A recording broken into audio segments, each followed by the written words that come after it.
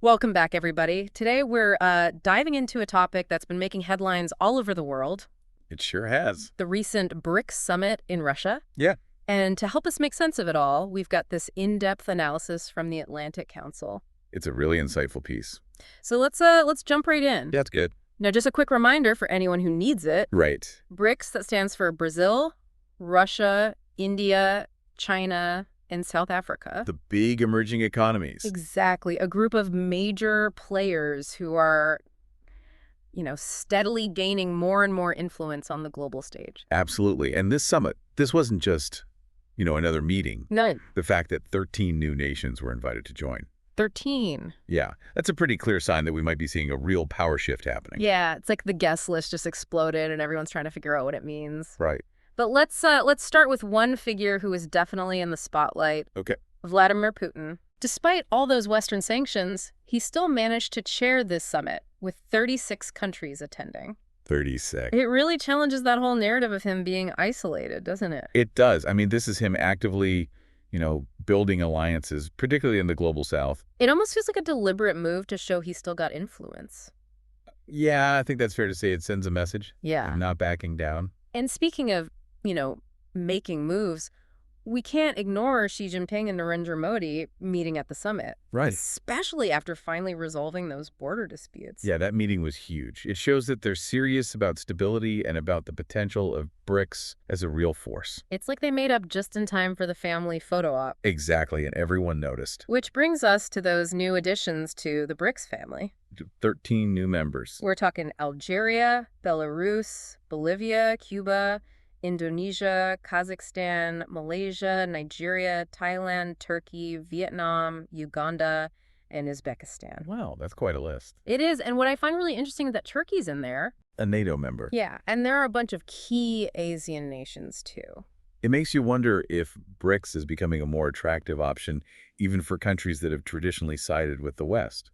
I think it's clear that a lot of countries feel like the current global order, the one heavily influenced by the West, isn't really working for them. They're looking for something else. And BRICS, with its focus on multipolarity, the idea of a world with multiple centers of power, Right. it offers a different perspective. It does. For countries that have felt sidelined by the current system, the idea of multipolarity is very appealing. It's like they want a seat at the table, not just to be told what to do. Exactly. They want a voice. And that idea is reflected in the Kazan Declaration that came out of the summit, right? It is, the declaration talks about a fairer, more equitable international system, which is something that resonates with a lot of countries. It's interesting, though, how it avoids directly criticizing the U.S. or the West. Right. They're being strategic about it. Yeah. Yeah, probably to keep everyone on board, especially members like India and Brazil who have strong ties to the West.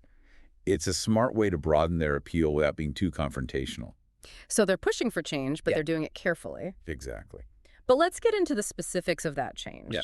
The Atlantic Council analysis talks about BRICS's push for local currency settlements. Right. Using mechanisms like BRICS Clear and the Interbank Cooperation Mechanism. Can you explain what those are? Sure. These mechanisms are basically designed to make it easier for BRICS nations to trade and do business with each other using their own currencies instead of relying on the U.S. dollar. So it's like creating a system where the dollar isn't automatically the king?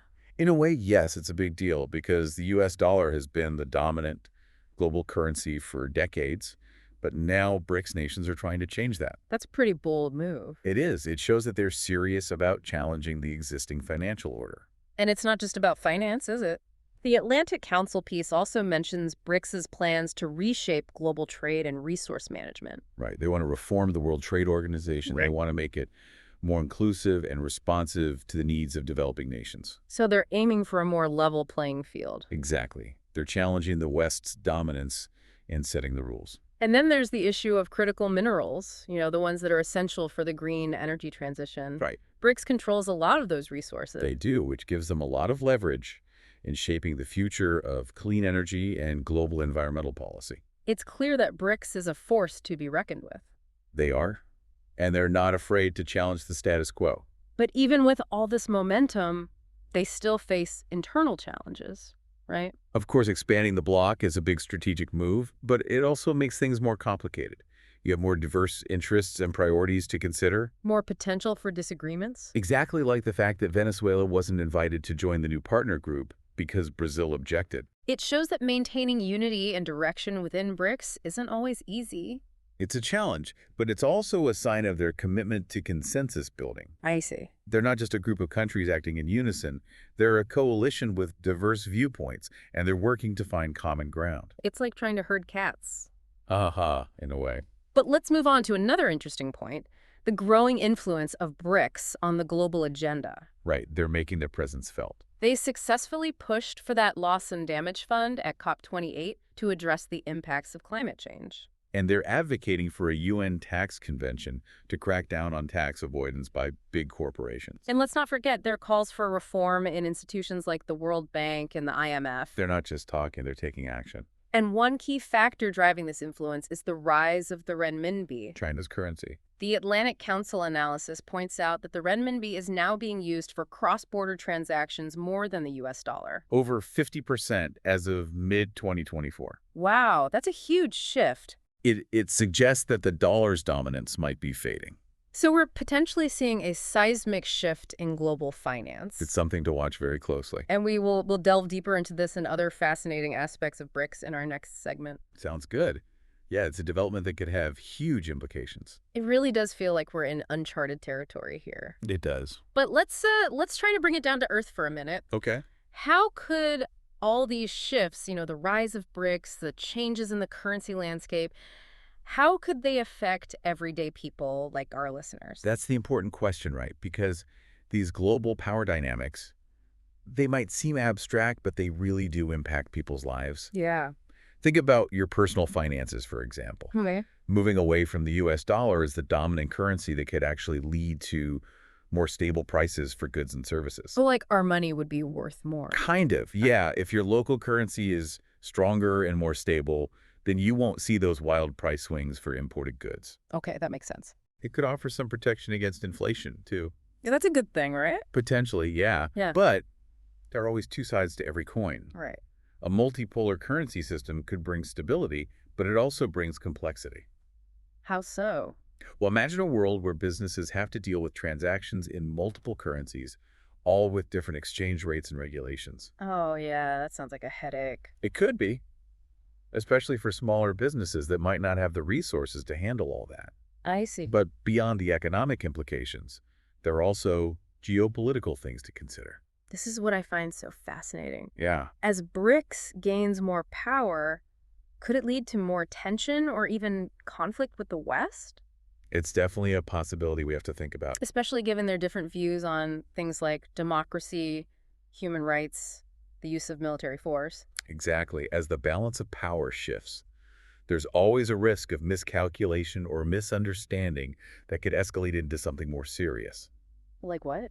Well, think about those critical minerals we talked about. Right. If BRICS nations start to exert more control over the supply of those minerals, which are crucial for all sorts of technologies. From smartphones to electric cars. Exactly. It would give them enormous leverage. And the West would be in a tough spot. They would be heavily reliant on BRICS, which could lead to friction, especially if there are disagreements over prices or access. Yeah, I could see that happening. And those tensions could spill over into other areas, making existing geopolitical rivalries even worse. So it's not all sunshine and roses. No, but it's important to remember that BRICS and the West also have some shared interests. Like what?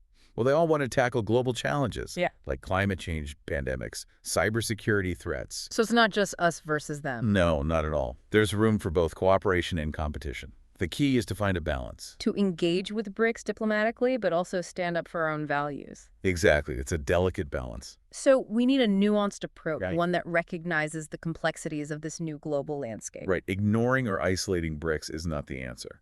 We need to engage with them, understand their perspective, and try to find common ground where we can. And this is where informed citizens like our listeners come in. Well, yeah.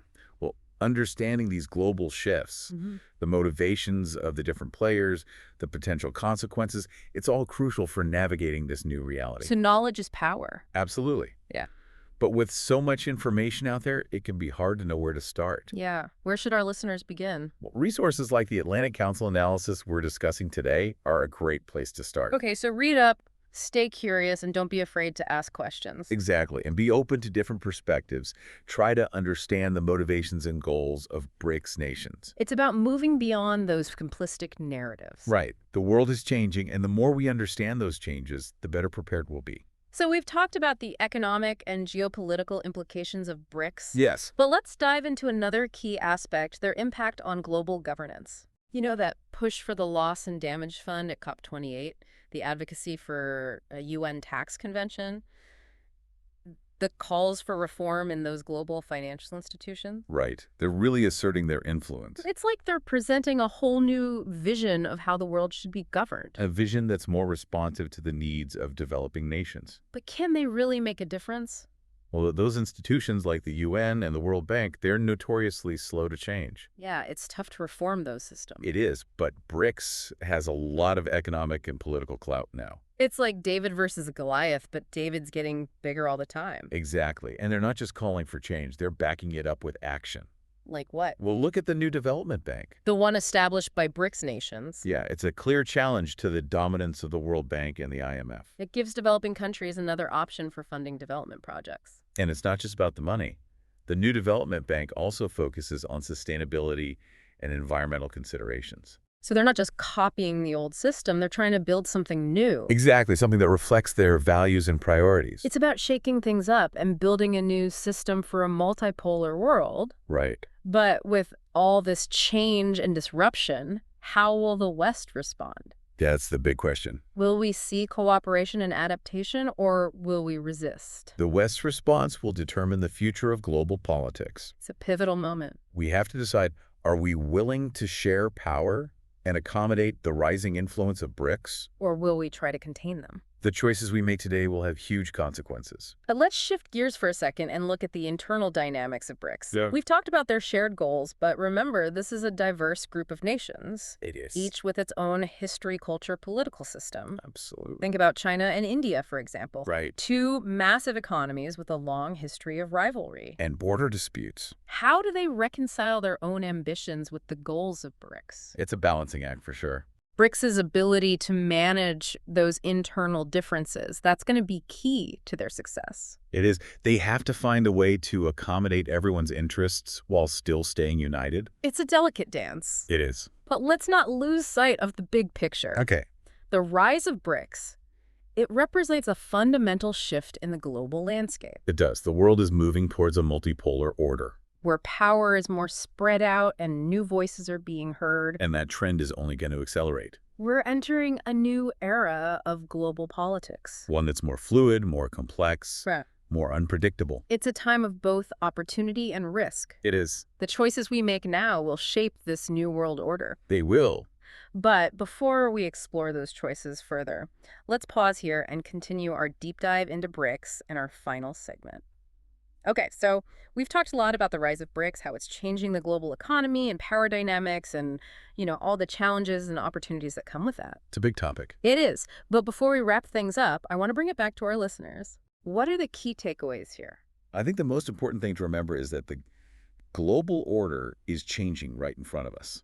It's not the same world it used to be. Exactly. The days of one superpower calling all the shots, those are over. We're moving towards a multipolar world. Yes, with power spread out among different players and new centers of influence emerging, and BRICS is a perfect example of that. Yeah, with all those new members and their growing economic and political clout, they're really shaking things up. They are. So the world's not as simple as it used to be. Not at all. It's much more complex and nuanced now. Alliances are shifting. New players are challenging the old rules. And this multipolarity, it could lead to more stability and a fairer distribution of power. That sounds good. It could.